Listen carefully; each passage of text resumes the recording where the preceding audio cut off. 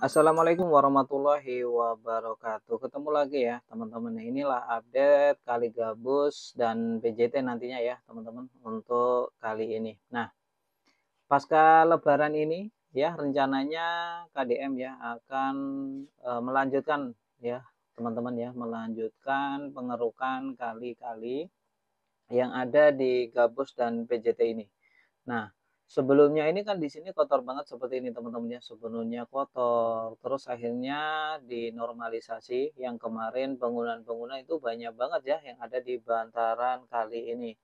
Ada pohon-pohon besar juga, nah ini lagi ada proses pemotongan.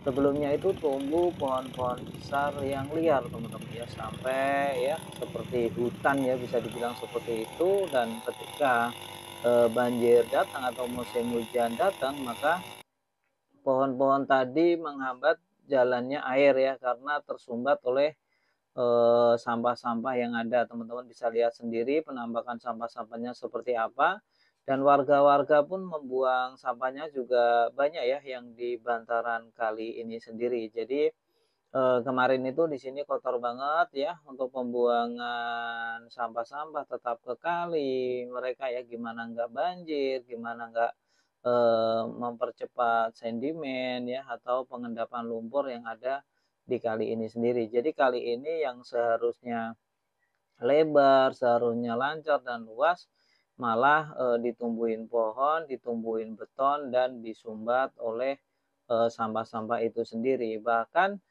ada yang jalur ke kali PJT yang seharusnya luas, cuma disisa-sisain ya seukuran got kecil ya, ukuran setengah meteran saja. Nah, disinilah ya Kang Deddy Mulyadi membongkar bangunan-bangunan yang ada di wilayah kali PJT ini. Entah itu ruko, toko, maupun tembok-tembok ya, seperti tembok pesantren ya, seperti bangunan-bangunan rumah juga ada yang ditertibkan. Jadi sekarang sudah lega dan bersih, tinggal memperlebar ya, rencananya sih di habis lebaran ini akan diperlebar lagi.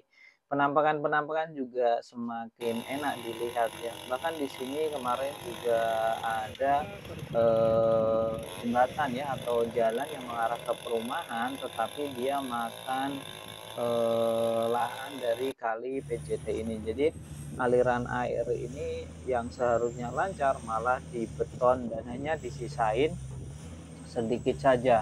Kalau musim kemarau ya mungkin masih bisa menampung ya meskipun seukuran got ya.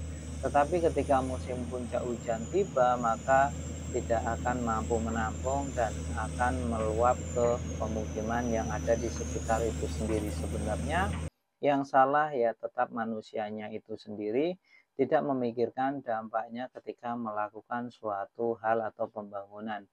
Sekelas perumahan saja ya masih menimbun di kali seperti ini untuk pembuatan akses jalan masuk. Bayangkan saja jika semuanya seperti ini, maka ya sudah ya. Dan sebenarnya kasihan ya untuk Jawa Baratnya sendiri, pemerintah Jawa Barat, karena harus mengeluarkan modal yang besar selain untuk biaya pembangunan, biaya normalisasi, atau biaya perawatan, ternyata juga disuguhkan harus membongkar bangunan ya. Membongkar bangunan itu kan butuh waktu yang lama dan makan biaya tentunya ya, entah itu dari operasional, dari gaji operator maupun lain-lain. Belum lagi soal ganti rugi ya, ganti rugi juga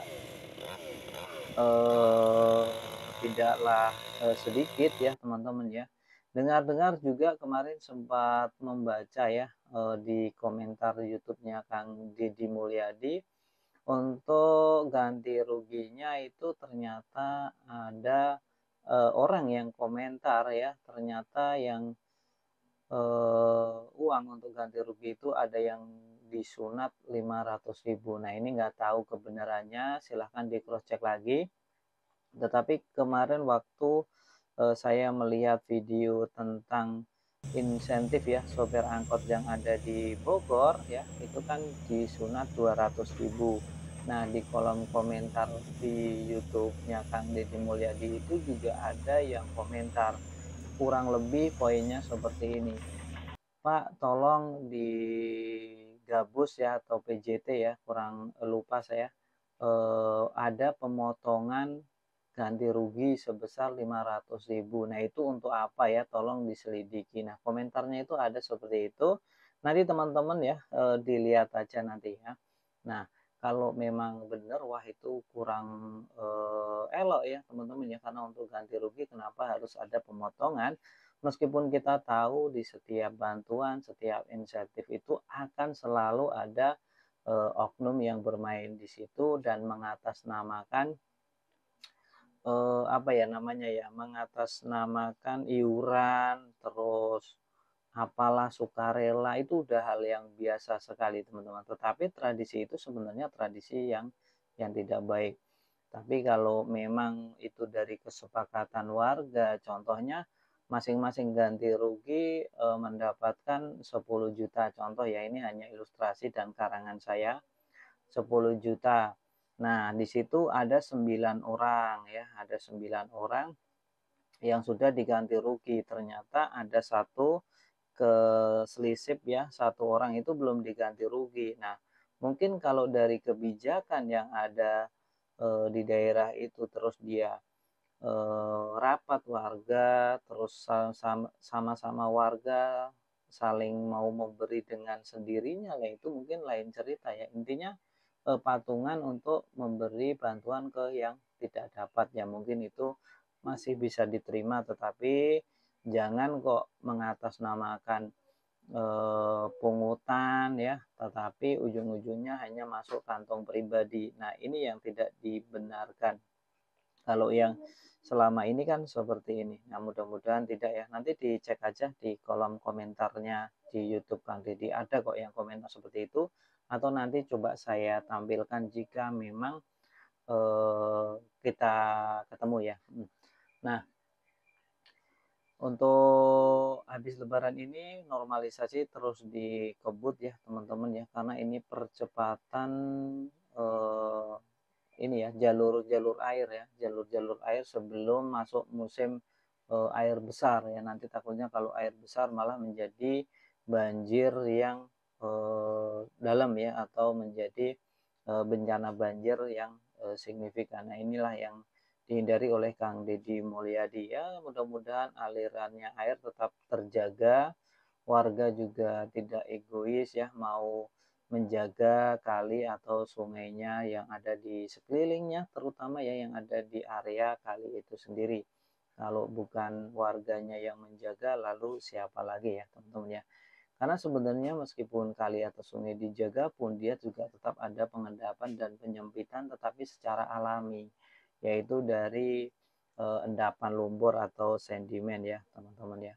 Nah, untuk teman-teman yang mau update terus, tolong di subscribe dan share jika memang percepatan pembangunan dari Kang Deddy Mulyadi ini bermanfaat untuk masyarakat pada umumnya.